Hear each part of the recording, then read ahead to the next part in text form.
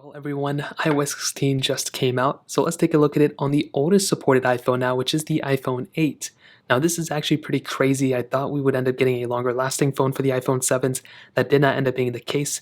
Unfortunately, or fortunately for us, the iPhone 8 is now the lowest supported iPhone. So, if you're wondering how it runs, I will definitely tell you it's not great. I'm having a lot of AirDrop issues, which is really random, but you should not be installing iOS 16 yet on any device, to be honest. Now, first of all, this is the lowest supported iPhone, like I mentioned.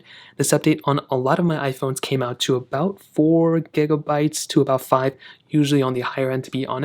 So you can see, funny enough, we got this new icon here, which really wasn't super prevalent or as beautiful as this on iOS 15. You can see it says this beta version of iOS 16 contains bug fixes and improvements. I will say it definitely contains bugs, and there are some improvements for sure. Starting off, we actually do get this new lock screen, which I think needs a lot more improvements in and of itself. Holding it down, that is when we can get into this little panel which allows us to customize it. Now, I will say after messing around with it for a little bit of time, Apple still needs to improve this quite a bit, because when we click customize, we can't customize over our current wallpaper. We have to click add new, and we have to pretty much choose a new wallpaper, which is very strange. So I think this will be fixed with future updates. You can also choose different types of lock screens if you want to. So let's say we like this one, right? Well, you can go ahead and customize different widgets here. So you can click the widget and you can basically add whatever you want to. I've been using this battery widget as an example, and I think, like I said, it'll be improved over time. So I don't want to, hate on it too much. There's nothing to hate. It's the first beta. Usually within the first few betas, there's not many improvements. Usually within the first few betas, Apple is doing crazy amounts of improvements. So this is one of the things, like I said, you can go and add whatever you want to, make, little adjustments here and there. And whenever you're ready, you can go ahead and click done in the top right corner. And now you have a kind of new lock screen. I think this is something for Apple to go ahead and start giving us different user accounts. Because if you look, if we can only choose this lock screen with the home button, the whole entire user experience pretty much changes. If we go back to the lock screen, if we go and choose a different lock screen like this, you can see if we click home, different wallpaper. So I think Apple's probably going to be doing something in the future, but this is one of the bigger changes for sure. They spent a lot of time talking about that.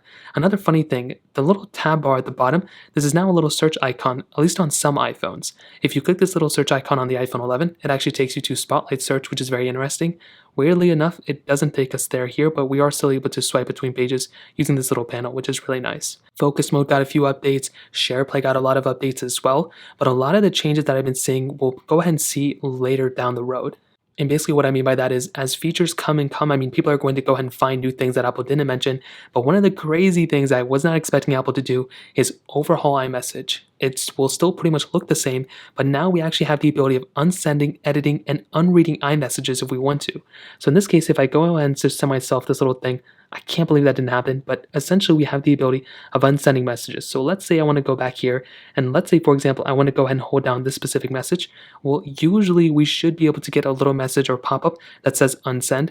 Unfortunately, it doesn't look like I have that capability, but I have seen it on some of my other iPhones, so I'm sure it's still a bug here for some reason. I don't know why it's not working now, but we do have that ability, which is really cool. And the ability of editing iMessages and stuff is actually really cool. If it's a text, you can't do that. If it's an iMessage, you have that ability, which is super cool. I will say from a stability standpoint, it's definitely not going to be doing too good. I've already had a few issues with AirPlay. My iPhone 11 had a lot of crazy issues. And honestly, when you start doing some crazy stuff like swiping between stuff like this, that's when you start seeing some weird panel issues and stuff. This is now where the new notification panel will also come up too. You should still be able to see some notifications coming up, but that's basically what we're rocking with now. I still think a lot of the UI is pretty much going to be exactly the same, especially on an iPhone like the iPhone 8, but I did see something very interesting. There's a little bit of a newer animation style that I'm kind of seeing. It's almost like it's kind of flowing up a little bit better, which you can't really tell like crazy, but that's one thing I saw.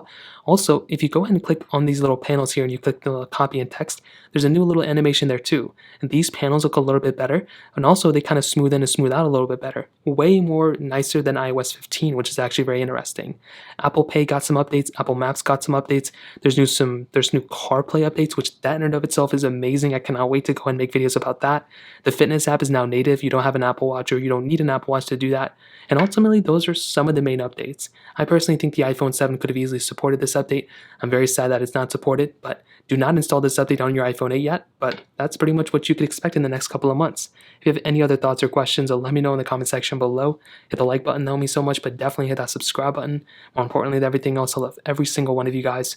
Hopefully I'll catch you guys in the next video. Peace out till then.